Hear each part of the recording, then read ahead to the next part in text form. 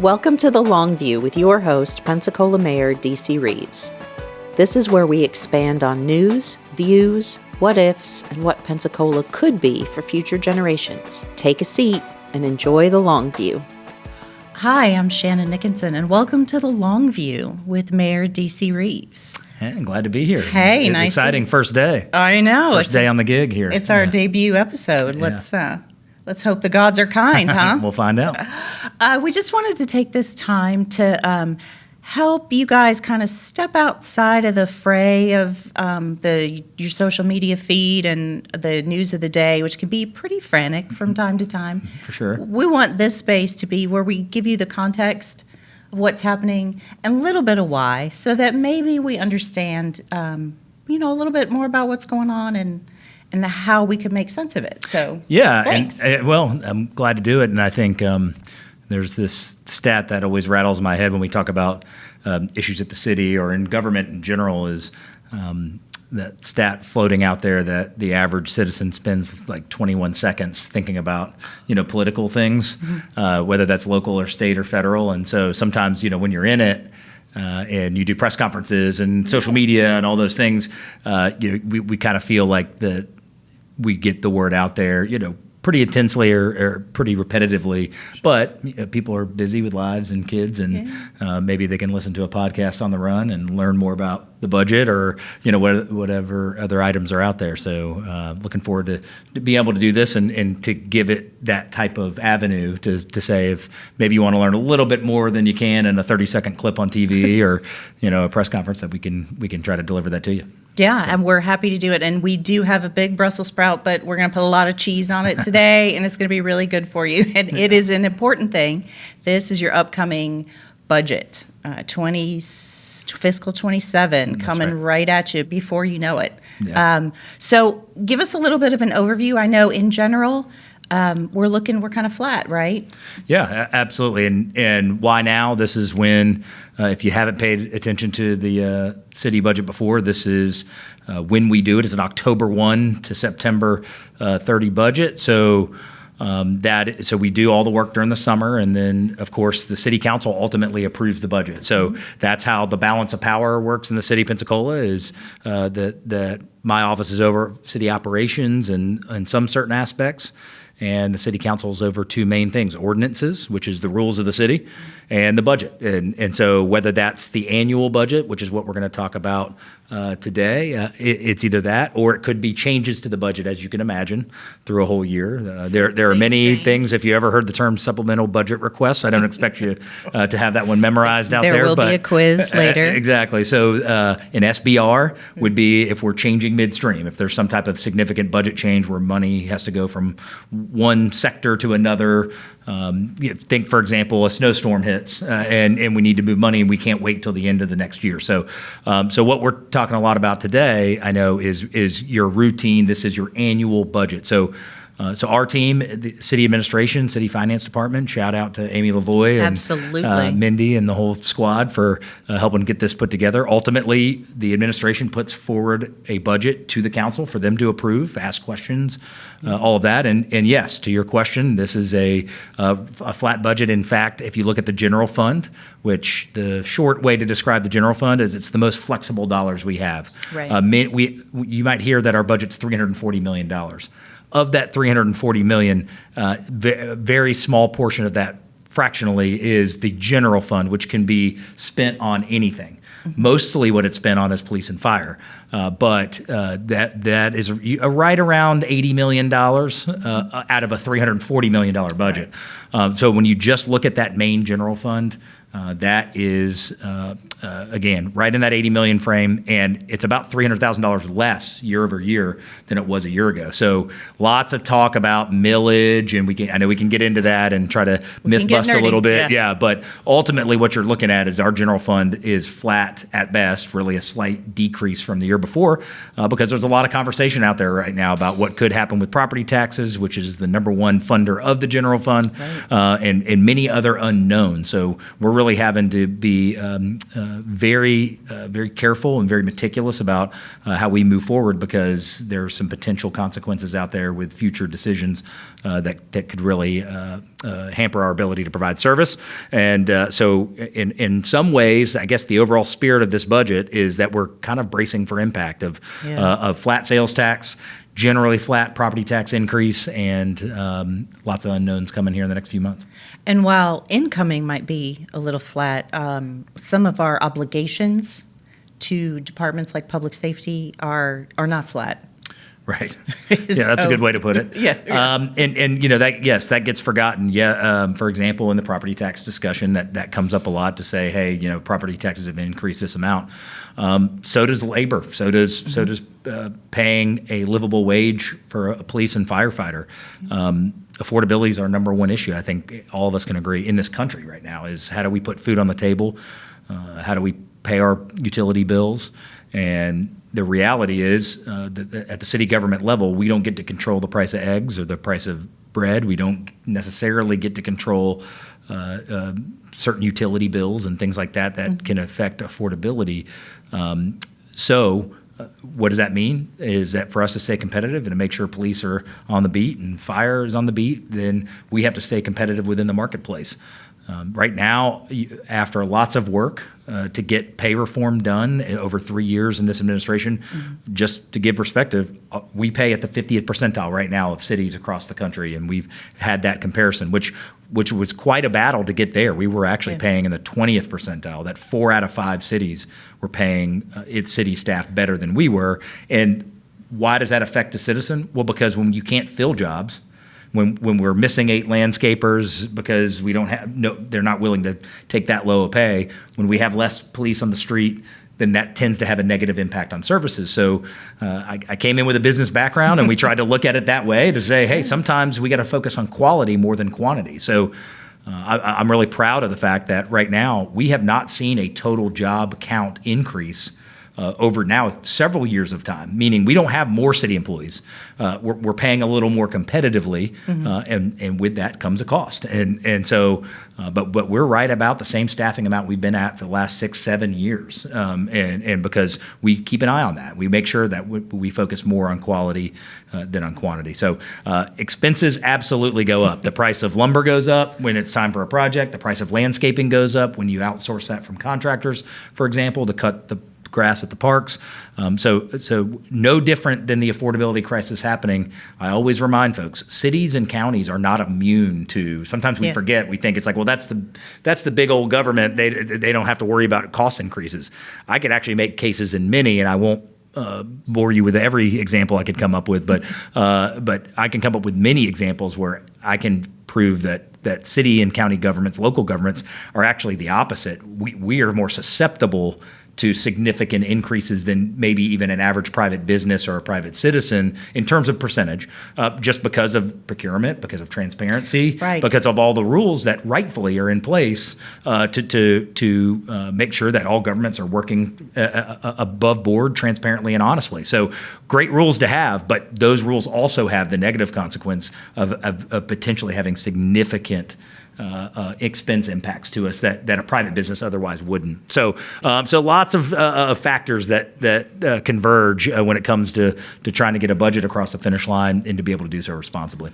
And we want to be as competitive an employer, right, as we possibly can, because there's a cost to turnover. Right. There's a cost to retention that I know that you understand from your background in the business world, and that certainly applies to the municipal government level as well. So when could the public expect some of that conversation between staff and council to start? Yeah, so I would say that this usually starts right at the end of July or first part of August. Again, it needs to go into effect October 1st, and typically what you'll see is there's a budget workshop where our city staff will come up kind of department by department and answer questions from council. The idea being that you're not wanting that could be a real long conversation if you were just bringing it for a vote. Right. So this gives the council an opportunity to ask specific questions about the budget that's proposed to them and gather their thoughts. And then, of course, eventually there'll be a vote that would take place where the budget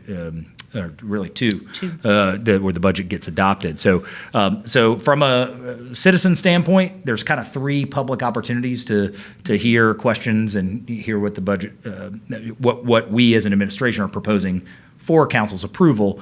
And also that document in July. So here, in the coming days, maybe by the time you're even listening to this, we should have a budget published, again, department by department, line item by line item, for you to look through and see, hey, where is your taxpayer money going? So can you give us a little sneaky peek of what some of the highlights from the budget might be? First, for employees, because that's one audience, right? There's some things in place for our employees to know that's going to happen to them, and then for the citizens at large. So two kind of previews. Exactly. Yeah. So first of all, I mentioned earlier, we're kind of bracing for impact on two fronts. One is the obvious property tax amendment that's being discussed that could be a potential 23% hit to our budget in year two, and that is a significant. That will absolutely hurt services one way or another when we have to make some real difficult decisions if that were to pass. Outside of that, we already were looking at and projecting flat sales tax. We've had a few years of really good year-over-year sales tax growth since really post-COVID. Yeah. We've seen that in the state of Florida, and generally our county, our city follows the same trend. I mean, sure. we're not some wild outlier because of a tourism season or something. For the most part, we follow the state sales tax trends, and that holds true again. But relatively flat. And then also property tax has flattened compared to year over year. And I remind folks, the millage has stayed the same, I think, since like 1994, if I remember correct. Right. So a lot of times there's talks about what is an increase and what is not. The millage for city property tax has stayed the same for many, many years. But obviously there is an increase that's being discussed as property values increase. So outside of the referendum, outside of the amendment to the Constitution that is being proposed in November, we already were seeing trends that were going to really require us to make sure that we take a step back and that, again, we kind of brace for what could be some flat growth. So what does that mean? That would be, because it wouldn't be responsible for us to just, for the city to just sort of blunder forward as if nothing potentially big was on the horizon. You wanted Correct. To be responsible and fiscally responsible ahead of these trends that you're talking about. Well, and because if separate something entirely from what voters may or may not do. And again, bringing kind of the private business mindset of if you anticipate any type of bump in the road or anything on the horizon, you don't want to turn a blind eye to that and then just say, oh, well, it's not this year, it's going to be next year. With the property tax amendment, we could certainly take that position and say, hey, let's expand and grow as much as we can, or let's figure out how to maximize every dollar of revenue that can be generated, and then deal with that when we get there. We're really bracing for some impact. We're instituting a hiring freeze, which will require additional approvals for departments to be able to make hires. We have geared down what we call the COLA, which is a cost of living adjustment, cost of living increase, and so that we staggered from low income to high income, so a lower overall percentage impact to our lowest paid employees, but nonetheless averages out to about a 2% COLA, which is what Escambia County did. We normally have been at a 3%, so we're bracing there as well. And again, those are not easy or fun decisions to make when affordability is a number one issue. But the fact remains, we went to our departments and said it's ultimately dollar in, dollar out. So if there's a $50,000 new vehicle you need, well, then we got to figure out where you're going to get that $50,000 from the year previous, that there was not going to really be additional dollars coming along. And what gets lost in this what gets lost in this property tax discussion many times is that when people are really huge proponents for it, they leave out the part where there's major capital renovations that there is no budget for. And we only focus on annual recurring items and saying, well, the annual recurring budget goes up. But yes, when you built something for $20 million, let's say it's a baseball stadium, let's say it's a community center. Yeah, these things that cost to renovate or fix would cost $8, $10, $11, $12 million.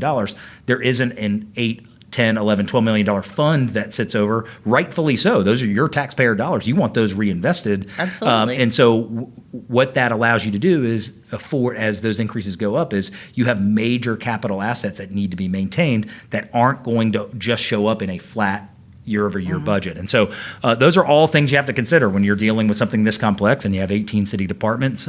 But overall, that is what our employees are going to see and what our residents are going to see is kind of bracing for what could change not only with an amendment, but also with just the economic climate of the state right now. We do want to say that we're prioritizing those core services that have always been at the center of what we do. Services to the citizen, especially public safety, and certainly maintaining what we have is important. Facility maintenance. We cannot pretend that new things don't cost money to maintain, and old things don't cost money to fix. So I'd share a little bit about that's a balance, as you've talked about before. Where do you work to try to find that equilibrium to keep all those considerations? It's a lot of balls in the air. Yeah, I mean, what do you look for when you're trying to balance the scales? What moves you about that? Yeah, well, again, first and foremost, what I said when I started was public safety is always going to be number one. And I just feel like if you don't have a safe community, you really don't have much. It's hard to brag about whether it's American Magic or Hollis T. Williams or New Fricker Center and all that. I mean, those are always going to be, those are good positive steps for our city. But if you're saying that under the umbrella of feeling unsafe in a city, then it really hinders the value and assets of anything that you do. So we're always going to be hyper-focused on public safety. And public safety is not only police and fire, it's public works. And I say at Rotary clubs and town halls all the time, public works, everybody has heard that term, but I don't know that people really understand what that means. That's cleaning out your stormwater ponds, saying if there's a tropical storm coming. That's sweeping the streets, right, at 1 a.m. While you're sleeping. That's debris removal if we were to, God forbid, have a storm. That is upkeeping all of the hundreds and hundreds of miles of roads that we have. Sidewalks, all that. Fixing sidewalks, replacing them, renovating them, all of those things. And so I consider that maybe not in the traditional way we think of public safety, which is the first responders that show up at your house if something were to happen. But those are to me, I think it's those safety investments, those infrastructure investments that get probably most overlooked. We think the sidewalks fix itself sometimes, or we just forget, right? Street light burns out, whatever. You're getting food on the table. You're picking up your kids from school. Your job isn't to think about the condition of the sidewalk and who came and made it level again. But those are those real factors that cost real money. That and your you would taxpayers really go notice to. if they weren't being done. Yeah, exactly. Eventually, you will notice that, and unfortunately, because of a lot of deferred maintenance, I would say in this administration, and that's for another podcast of talking just specifically in Parks and Rec. I can regale you with examples of where when you don't plan for those things and you look for new things and maybe not taking care of what you have. Then you run into a lot of trouble. And unfortunately for us, we've been handed, right at a lot of different things that got built 30, 40, 35 years ago, that whether it's City Hall, Bay Bluffs Park, you name it, I can name a lot of those things that got built right around that time. And when you don't plan the way a business does, when you don't plan to say that we need to upkeep these things, then negative consequences happen. And obviously we've been the bearer of bad news on some of those things, but that is why public works matters. That's why the primary and secondary safety investments matter first and foremost. But after that, I think that's where difficult decisions begin, and it's ones that the council has to make too, right? Ultimately, this is their budget to say, is this thing more important or is that thing more important? And that's what this whole process is about. Yeah. So just one final reminder, I think unless we're missing something that you want to make sure that we touch on, I think we want to remind folks of their opportunities to come comment. Yes, absolutely. So again, there'll be a budget workshop. Don't have the exact day yet. The council sets that workshop, but that'll be on the second floor, typically at Hagler Basin at City Hall, and it's all day. It's actually 9 to 4, something, because you got 18 departments that all come up and pack a lunch. Right, exactly. And you'll look at that. The list will come out of when which departments go when, and so if you have any interest there, then of course you've got the two budget votes that will happen in consecutive meetings, where that's where they will, the council will take a vote, and there's an opportunity for public hearing and public comment. But after this being now my fourth time going through this process, my suggestion, if you're really interested in the budget, one is to read through it. Again, it'll be publicly available. And second is to come to that workshop. I think that's really where you can gather lots of facts or listen to it or listen back to it in a shorter amount of time. You can kind of skip to the parts that you're the most interested in and follow along in the budget. So yes, you've got absolute opportunity to do that. And you have opportunity to reach out to me, as always, dcreeves@cityofpensacola.com. If you have any questions or concerns about anything that you see, I'm put in this office to represent your taxpayer dollar in the best way possible, and always open to that feedback as well. Well, I know you are, and we always appreciate that. I would make a quick pitch for informed consent, if you will, on the part of the citizen. We will work hard to make sure that you have all of the notice that you possibly could want about when your city council meetings are, when the budget hearings are. That's typically August-ish, and then drifts a little into September. But as you mentioned, the budget will be put on the website. People can go through it at your leisure. There will not be a quiz. I was only kidding. But if there are parts that you're interested in, I just take a little time. That's important. We as citizens, we get the government that we choose, and in order to make a good choice, we should know what's going on. Yeah, I think the best way to put it is, I heard a previous mayor say this when they say, what's one thing you want from the citizen? And I always say, listen, engaged citizens are the best, and meaning that does not mean you have to agree with everything that the mayor thinks or a council member thinks. It's really more of, hey, the more engaged you are, because I would say 95% of the disdain I see out there, and let's just use the budget in particular, isn't subjective. It's not you pick A or B, I think B, and the council thinks A or the mayor thinks A. Really, more of it is just the fundamental misunderstanding, because it is complicated. A $340 million budget, very few of those dollars can be spent on anything, anywhere, at any time. Very few of those dollars. And when someone reads a headline that says this project's $10 million or this project's $15 million, it could be grant funded. It could be used only with dollars. It seems like monopoly money, but it's not monopoly money. Exactly. The vast majority, you can almost guarantee, if there is a capital project, meaning a multi-million-dollar project that's happening in the city of Pensacola, I'm trying to even think of one since I've been mayor that didn't have dollars that were either grant funded, earmarked for that specific location, earmarked for that specific use. Think about a stormwater project, a road project, where those dollars have to be used in that way. They cannot be moved to another initiative, to aid homelessness or childcare, or it can't just be used in those ways. And so just using that as an example of, man, the more engaged you are about where dollars can be spent and all of that, only fuels just more educated dialogue about and recommendations, concerns to the mayor and to the council on where dollars can go. So, and the only way to really get that is to follow along with some of these things. I certainly understand it's not the world's most exciting topic to talk about a big city budget, with citizens, but I certainly would absolutely recommend that's the best way to get engaged, is to really understand how these parts of your government work, and so you can give good constructive feedback or critique on where you'd like to see your taxpayer dollars go. We welcome that, in agreement or disagreement. We welcome that, and the more and more opportunities that we have for that educated dialogue, the better.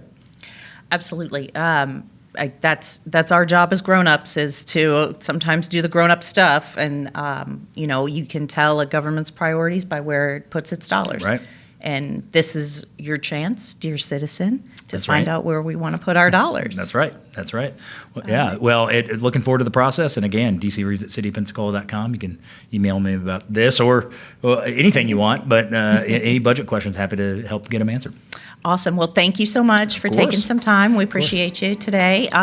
We hope you enjoyed your time on the LongView, and we'll catch you again next episode.